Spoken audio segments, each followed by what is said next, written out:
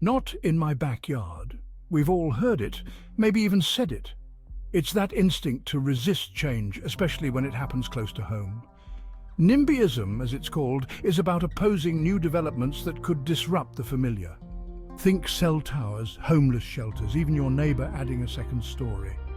These projects might be necessary, but the thought of them impacting our neighbourhood, that's when the not in my backyard sentiment kicks in. NIMBYism is about more than just personal preference. It reflects a complex web of concerns. People worry about property values, traffic congestion, noise pollution and the environment. Sometimes these concerns are valid. Other times they stem from fear of the unknown or a desire to maintain the status quo. Whatever the reason, NIMBYism has real-world consequences. It shapes our communities, influences development decisions, and impacts how we address pressing social and environmental issues. Understanding NIMBYism is crucial, whether you agree with it or not. It helps us navigate the challenges of growth and change while considering the needs of all community members. Let's talk housing. Everyone needs a place to live, right?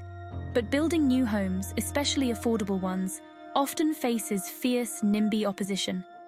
Imagine a developer proposes an apartment complex in a quiet suburb. Existing residents might worry about increased traffic, strain on local schools, or a change in the neighborhood's character. This resistance can make building new homes incredibly difficult. The result? Housing shortages, skyrocketing prices, and people being priced out of their own communities. And it's not just housing. Proposals for wind farms, homeless shelters, or even bike lanes can trigger NIMBY pushback.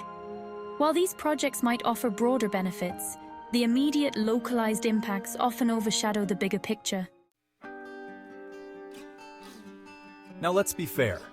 NIMBYism isn't always a bad thing. At its core, it reflects a desire to protect what people value about their communities. Sometimes those concerns are completely legitimate. A new development poorly planned or situated can harm the environment, increase traffic, or strain local resources. Residents often have valuable local knowledge. They understand the neighborhood's traffic patterns, its environmental sensitivities, and the potential impact of new development. Their input can lead to better planning, smarter designs, and projects that truly benefit the community. When channeled constructively, NIMBYism can be a powerful force for accountability. It can ensure that development is done responsibly, sustainably, and with the community's best interests at heart. Section 4. The downside of NIMBY consequences of saying no. But here's the flip side. Constantly saying no to development has consequences. When communities block new housing, it drives up prices for everyone. People who grew up in a neighborhood can no longer afford to live there. Essential workers like teachers and nurses are forced to commute long distances. NIMBYism can also worsen inequality. By opposing affordable housing projects, communities can inadvertently exclude lower-income families and perpetuate segregation. And let's not forget about the environment. Blocking renewable energy projects like wind or solar farms might seem like protecting local landscapes, but it makes tackling climate change much harder. Section 5. The NIMBY Dilemma, Balancing Individual and Collective Needs. So, what's the solution? How do we balance the needs of individuals with the needs of the community as a whole? It starts with dialogue.